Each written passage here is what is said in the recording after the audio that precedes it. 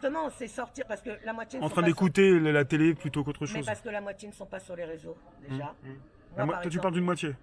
Oh, plus d'une moitié quand même, hein, plus d'une moitié. Les 3 quarts sont pas sur les réseaux. Moi, j'étais pas sur les réseaux. Moi, j'ai appris YouTube avec le mouvement des Gilets jaunes depuis des mois. On le dit. Moi, personnellement, à un moment, j'avais essayé, mais bon, moi, je ne connais pas non plus grand-chose. Moi, j'avais parlé de faire un journal, d'avoir un journal du peuple. Tu sais, on est quand même énormément. Et le refoudre, ça, ne serait-ce que... Alors, le faire quand même payer, parce qu'il faut savoir une chose, quand c'est gratuit, une fois sur deux, ben, vous en avez rien à foutre, vous ne prenez pas attention. Vous mettez ne serait-ce que 50 centimes, vous avez envie de voir quand même pourquoi vous avez acheté 50 centimes. Donc, non, mais en numérique sur Internet, tu veux dire? Non. Un papier, comme à un journal. Papier. Moi, je dis, il faut revenir à l'ancienne. T'as pas confiance, tu préfères on parle de revenir aux valeurs. Bah, je suis désolée, le papier, c'était de la valeur. Et en plus de ça, on a l'usine Argoyowin. Si, je sais pas, si on n'y a pas moyen de... Ils sont en train d'essayer de la démanteler, ils l'ont fermée et tout. Moi, je dis, il faut revenir, si on veut tu revenir... veux qu'il y ait une trace, que ça reste soit imprimé quelque part. Mais qu'on le distribue comme à l'ancienne. Puisqu'il y a il y a du boulot pour les vélos qui va distribuer la malbouffe. Pourquoi on ne fait pas les jeunes, on ne donne pas pour faire distribuer tu vois ce que je veux dire, au métro, dans la rue, chaque sortie intéressante.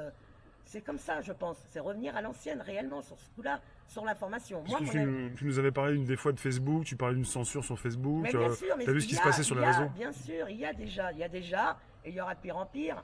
Et si on ne revient pas, bah, celle qui est que sur Mediapult qui est trop... Ou alors... faire vraiment un coup d'écart et puis prendre les Mediapult en force, mais là c'est vraiment une révolution, tu vois ce que je veux dire. Mais si on veut le faire pacifiquement et plus intelligemment, bah je suis désolé. Papier à l'ancienne, les tracts et tout ça. Je vous signale hein, que quand ils font leur politique de 2 balles et qu'ils veulent faire leur meeting, c'est des tracts hein, qu'ils distribuent, ils ont compris, hein, ils vont au marché, ils distribuent à tous les vieux, à tout le monde des tracts. Hein.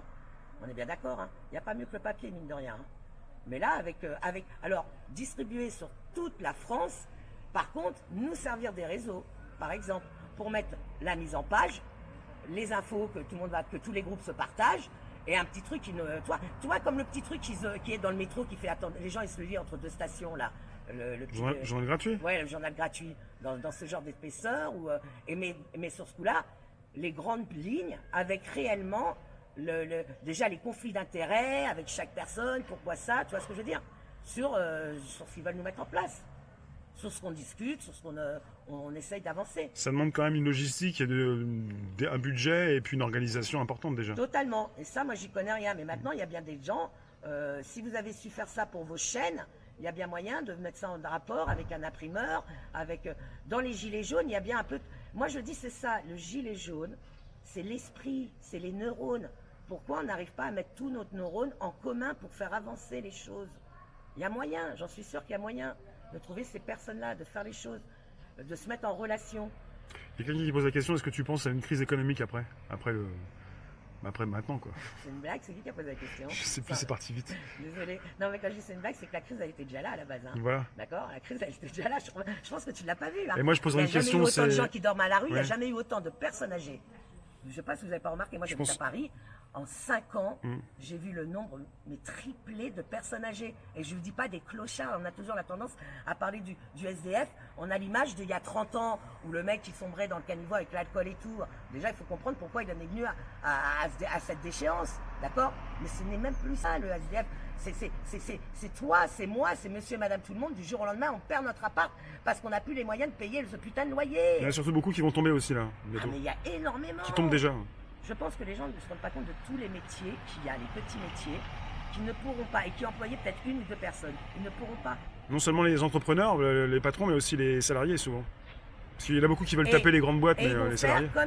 Ils vont faire comme ils ont toujours fait dans les usines, et que tout le monde a toujours accepté. Et c'est pour ça qu'au début du mouvement, avant d'avoir vu la police de Vichy, hein, honnêtement, je pensais vraiment que les flics n'en avaient pas autant. Maintenant, je sais que c'est en vérité qu'une petite minorité. On dit toujours non, la majorité elle est bonne, mais c'est une minorité de pourris. Non, ça j'ai enfin compris, c'est une majorité de pourris et une minorité qui est bonne chez les forces du désordre, d'accord? Mais c'est ton constat en tout cas. Et au début, ouais, rejoignez-nous. J'ai dit mais attendez, toi dans ton entreprise quand ça a fait des licenciements, t'as mis ton boulot en jeu, t'as mis ta paye sur la table pour dire non, pas de licenciement, sinon moi je reprends pas de boulot. Tu l'as pas fait. Au contraire, t'as prié pour que ce soit pas toi qui sois licencié. Et toujours sous prétexte de comment il disait ça? Il y a un terme qui disait ça, mais ça me faisait trop rire. Redynamiser, tu veux dire? Ouais, non, c'était pas ça. Il disait pour préserver les emplois, un truc comme ça. C'était une phrase qu'il voulait dire. Pour préserver des emplois, on va licencier. Mais en vérité, c'était pour préserver ton emploi. Pas celui de ton camarade. Ah oui. Tu vois ce que je veux dire? Bon. Eh bien, aujourd'hui, ben, vous allez le comprendre. Parce que vous avez accepté ça, et donc du coup, vous avez accepté qu'on licencie votre camarade. Vous avez gardé votre place, mais en vérité, vous avez tapé votre boulot et le boulot de votre camarade. Bah oui, parce que la boîte, elle tombe toujours pareil. Donc vous tapez 2 postes. Et bien aujourd'hui, pour l'effort de guerre, vous allez vous taper 3 postes. Moins bien payés, avec plus aucune... congé payé, tout ça, ça va être très galère. C'est le travailler plus qui va arriver là. Ah mais oui. À le travailler plus pour gagner moins, vous allez avoir puissance 10. Mais vous allez encore l'accepter, puisque au départ, vous l'avez déjà accepté depuis des années. Toutes les usines sont barrées. Pareil, quand tu dis, ouais, pour redémarrer l'économie, laquelle? Celle des grandes 440. On n'a pas d'usine. La seule qui nous fait des bouteilles de gaz, elle va fermer. On a une usine qui est en redressement judiciaire. Elle fait la chloroquine. Mais quelle économie? Le CAC 40. Donc oui, tous ceux, et le pire, tu sais l'économie qui va démarrer, bah, tous ceux qui font justement leur télétravail. Tous ces gens-là qui sont à la maison. Mais si vous croyez que la caissière va pas se taper la caisse, la mise en rayon, le bon de commande et le camion de cul du camion pour faire la décharge de la livraison, ma chérie, c'est que il y a une destruction d'emploi, mais il n'y a pas une reprise d'emploi, il n'y a pas des personnes qui vont se faire embaucher, il y a des personnes qui vont rester et qui vont travailler beaucoup plus. Bah bien sûr, Oui. Je te dis, la caissière, déjà la caissière, elle fait les caissières. Avant c'était caissière et il y avait des gens en mise en rayon. Maintenant la caissière, elle fait caissière et mise en rayon. On est bien d'accord. Bah maintenant je te dis, toi ma caissière et tous les magasiniers, vous allez faire la caisse, la mise en rayon, mais aussi le bon de commande et décharger la palette au cul du camion. C'est tout. T'as écouté ce qu'a dit le président Macron? T'as écouté ce qu'a dit le président, comme tous ceux qui sont... Moi j'étais obligé. T'as voulu... J'ai pas pris le début, puis je me suis dit bon, j'y vais. Et puis t'es curieuse de savoir un petit peu ce qu'il allait dire quand même. Savoir comment il va nous enfumer, comment le serpent, voilà. Comment le serpent va nous sauver, nous, pour notre santé, voilà, nous les poissons. T'en as pensé quoi? Qui est en train de se noyer. T'en as pensé quoi? T'as regardé un petit peu la tête qu'il avait, comment il parlait, je ne sais pas. Oh bah qu'est-ce que je te dise, comme les médiaputes. Oh cette grande empathie, cette grande parole de sagesse. Monsieur, il a eu une révélation pratiquement, on dirait. Ça y est, il a appris à nous écouter. Il nous a tellement écoutés que début mars, toujours pas de masque, toujours pas de livraison, hein, comme l'a dit le secrétaire général Olivier, je sais plus son nom de famille. Livraison pour le déconfinement. Non, toujours pas de livraison de masque. Oui. Par contre, commander 3,5 millions, un peu plus de 3,5 millions pour de bombes lacrymogènes pour les flics. Ça, ça, ils ont su faire, ça, il n'y a pas de problème. Et ça a été livré, je pense, l'appel d'offres, se disant. Non, ça a été livré, je pense. Donc déjà, ils prévoient déjà des bombes. Ils savent que quand ça va sortir...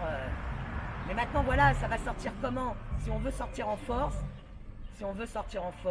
il faut vraiment, déjà, tout ce qui est syndicat, mais putain, mais soi-disant la base, mais montrez vraiment que vous êtes dehors, vous êtes de patriotes. Voilà, déjà je reviens là-dessus. Merci confinement. Mais tu te rappelles, à Gare du Nord, je t'avais déjà fait une remarque. On dit toujours les droits de l'homme et du citoyen. À quand les droits de l'homme? Les droits de l'homme s'arrêtent, à quand les droits de citoyen reprennent et tout ça, je partais là-dessus. Non. Merci le confinement. Ah non, ça m'a fait tic-tac d'un seul coup. C'est qui les citoyens? C'est nous les gueux. C'est qui les hommes? C'est nos élus. Les droits de l'homme, les droits de nos proxénètes qui vont faire des lois, des décrets et tout ce que tu veux, pour nous, les gueux, de toute la classe sociale, un peu pratiquement, citoyens. Nous sommes les citoyens. Et ben j'en ai marre d'être citoyenne d'une république qui va me faire crever à petit feu. Parce que là, je veux être patriote de ma patrie. Parce que là, pour le temps qui reste, on parle de déconfinement, mais c'est à partir d'eux, ça veut pas dire que les gens vont sortir. C'est pour calmer un peu le jeu. Alors déjà, en quelque sorte. Le lendemain, ça rebondit un peu, il y a eu d'autres rapports. Des précisions, détails. Des précisions, on va dire toujours, comme d'habitude.